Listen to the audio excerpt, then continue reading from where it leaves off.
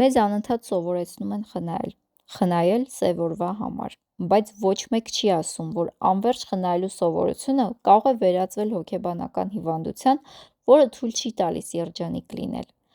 Բիլ Պերկինսն իր Die with Zero գրքում նկարագրում է մի տխուր իրականություն։ Մարդիկ իրենց կյանքի լավագույն 20-30 տարիները ծախսում են առողջությունը քայքայելով փող աշխատելու վրա, որպեսզի ավելի հասուն տարիքում կամ ծերության տարիներին ունենան մեծ խնայողություններ։ Բայց պետք է հաշվի առնել, որ 80 տարեկանում մարդ գուցե այլևս չկարողանա ճանապարհորդել կամ ապրել այն էմոցիաները,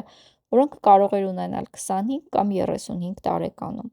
Հիշեք, որ փողի իրական արժեքը ոչ թե հաշվի վրայի թվերն են, այլ այն հիշողությունները, որոնք դու կարող ես գնել այդ փողով, քանի դեռ երիտասարդ ես ու առողջ։ Եթե դու կուտակում ես միայն կուտակելու համար, հիշիր, որ դու պարզապես անվճար աշխատում ես քո կյանքի ժամանակի հաշվին։